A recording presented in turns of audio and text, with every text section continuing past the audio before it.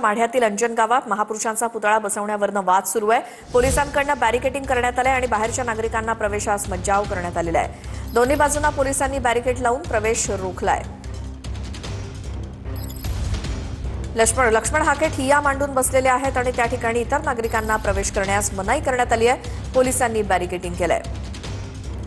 अंजन गावात बाहेरच्या नागरिकांना प्रवेश बंदी करण्यात आली आहे। पुन्हा जाऊयात, आमचे प्रतिनिधी सागर सुरवसे आपल्या सोबत आहेत। सागर, तिकडची आत्ताची काय परिस्थिती? पाहतो विशाली, खरं तर अंजन गावामध्ये खरं तर तणावपूर्ण परिस्थिती जी आहे ती पुन्हा एकदा निर्माण झालेली आपल्याला पाहायला मिळते। आपण पाहतोय खरं तर एका ठिकाणी एक गट आहे तर दुसऱ्या ठिकाणी दुसरा गट जो आहे तो या ठिकाणी उपोषणाला रस्त्यावरती बसलेला पाहायला मिळतो आणि त्यामुळे या ठिकाणी तणाव जो आहे तो निर्माण झाला। सागर सुरवसे आमचे प्रतिनिधी माहिती देत आहेत। अंजन गावामध्ये बाहेरच्या नागरिकांना प्रवेशास मज्जाव करण्यात आलेला आहे। तिथं तणावाची परिस्थिती निर्माण होऊ नये किंवा परिस्थिती हाताबाहेर जाऊ नये यासाठी पोलिसांनी ही भूमिका घेतली आहे। लक्ष्मण हाके हे आपल्या समर्थकांसह आंदोलनाला बसलेत, ठिय्या मांडून बसलेत आणि याच अंजन गावामध्ये बाहेरच्या नागरिकांना आता प्रवेशास बॅरिकेडिंग करून बंदी करण्यात आली आहे। पुन्हा एकदा जाऊयात, आमचे प्रतिनिधी सागर सुरवसे आपल्या सोबत आहेत। सागर, बोला।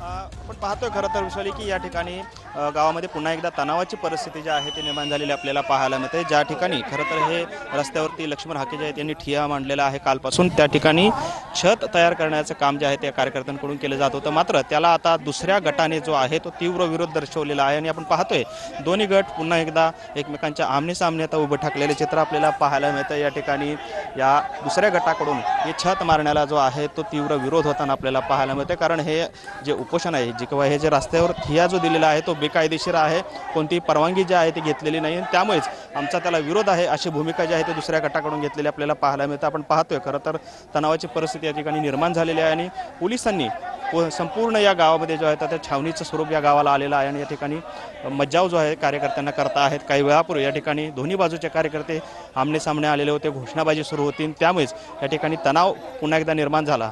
मात्र पोलिसांकडून दोन्ही गटाला समजूत काढण्याचा प्रयत्न जो आहे तो या पोलिसांकडून केला जात असल्याचं आपल्याला पाहायला मिळते। या ठिकाणी जे आंदोलन सुरू आहे रस्त्यावरती, तो रास्ता रोको केलेला आहे तो बेकायदेशीर आहे, कालपासून हा रस्ता केलेला आहे आणि तो पोलिसांनी त्यांना उठवावा आणि रस्ता मोकळा करून द्यावा अशी भूमिका जी आहे ती एका गटाची आहे। तर दुसरीकडे जोपर्यंत पुतळा शासकीय जागेमध्ये स्थलांतरित होत नाही तोपर्यंत आम्ही उठणार नाही अशी भूमिका जी आहे ती लक्ष्मण हाके यांनी घेतलेली आपल्याला पाहायला मिळते आणि त्यामुळेच या ठिकाणी तणावाचं वातावरण निर्माण झालेलं चित्र आपल्याला पाहायला मिळते। आपण पाहतोय खरं तर काही वेळापूर्वी जे शेड मारण्यात आलेलं होतं, मात्र आता ह्या शेड जे आहे ते कार्यकर्त्यांनी स्वतः हाताने पकडलेला आहे आणि त्या शेडला विरोध जो आहे तो दुसऱ्या गटाकडून होत असल्याचं चित्र आपल्याला पाहायला मिळतं। सागर, धन्यवाद या माहितीसाठी। अपडेट तुमच्याकडनं घेत राहूत अंजन गावातले।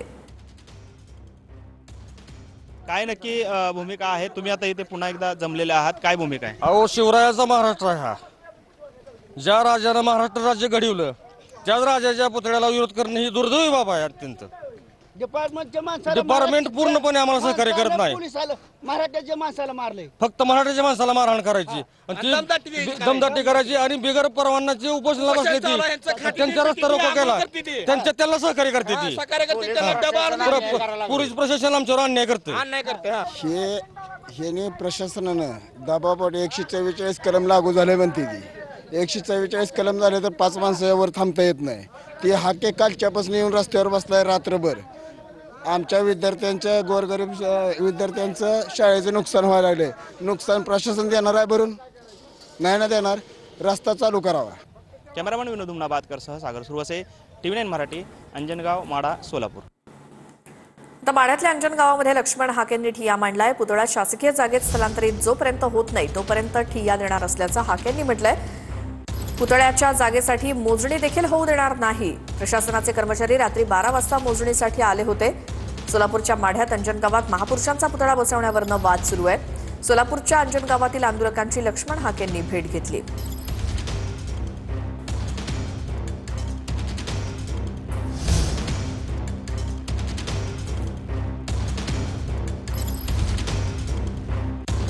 आमचं म्हणणं एवढंच आहे की छत्रपती शिवाजी महाराजांचा हा अश्वारूढ पुतळा सन्मानानं सन्मानानं प्रशासनानं योग्य त्या जागेमध्ये बसवावा.